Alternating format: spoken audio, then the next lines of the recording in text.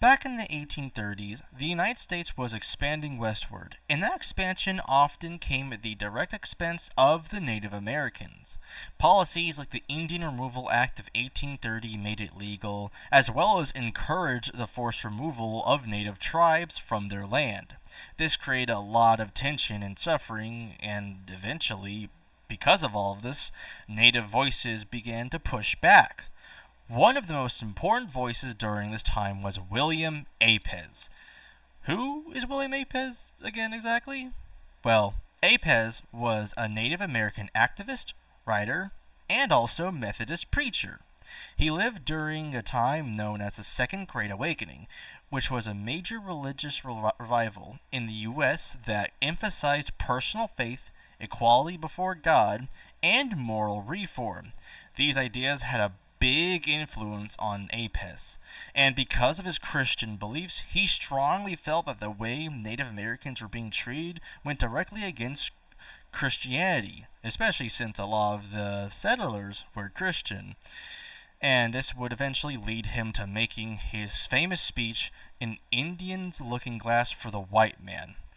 And so, what exactly is this speech, and why did he write it? So, the speech is a powerful critique of American society, especially towards the white Americans, and their hypocrisy. Apez points out that many white Americans claim to follow Christian values like love, equality, and justice, despite those same people doing the exact opposite towards the Native Americans by killing them and taking their land. Yeah, I'm sure Jesus would really approve of that. And because Apez was Christian himself, this wasn't just a political or religious argument, this was also very personal for him.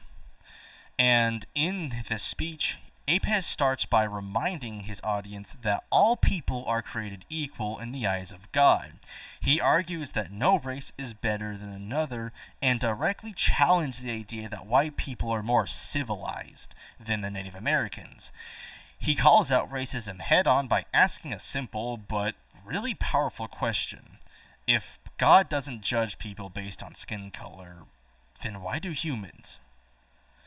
One of the most effective parts of his arguments, at least what I personally think is one most effective, is when he flips the perspectives. And he asks the white Americans to imagine how they would feel if they were treated the way Native Americans were, displaced, disrespected, and just seen as inferior.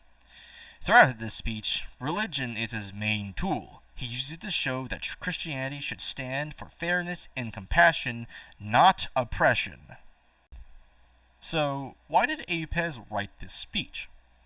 Well, for two good reasons. He wanted to expose the injustice that the Native Americans have been facing and to push for change. He was calling out white Americans for their hypocrisy, but he was also encouraging Native Americans to recognize their own value and to stand up for themselves. It wasn't just criticism, it was also meant to inspire action and self-respect. Now, how did this speech affect relations between Native Americans and white Americans? Did they come to an agreement and the white people realize, hey, wait, being racist is actually bad? Were the Native Americans given back their land? Would everything went back to hunky-dory? No, unfortunately it did not. And this speech made a lot of people uncomfortable, especially the white audience. Apez wasn't holding back, and his direct criticism challenged the dominant beliefs at the time. While the speech didn't immediately improve relations, it did something important. It forced people to think about issues they often ignored. It helped bring more attention to Native perspectives, which were rarely heard of back then. And as a result, An Indian's Looking Glass for the White Man became one of the most important Native American protest writings of the 19th century. It showed that Native Americans were not just passive victims, they were actively resisting and speaking out against injustice. Over time, speeches like this helped lay the groundwork for future movements focused on equality and civil rights. And the final question I have to ask is, did Apez get the reaction he wanted? Not exactly. Well, not immediately. but later. Many white Americans didn't change their behavior, and harmful policies like the forced removal still was a thing, but that doesn't mean the speech failed at all. In reality, it actually succeeded in an entirely different way.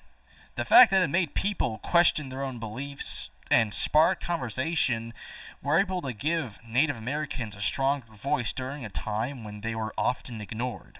And in the long run, Apez's speech managed to become part of a much bigger push for equality that would continue for generations even today.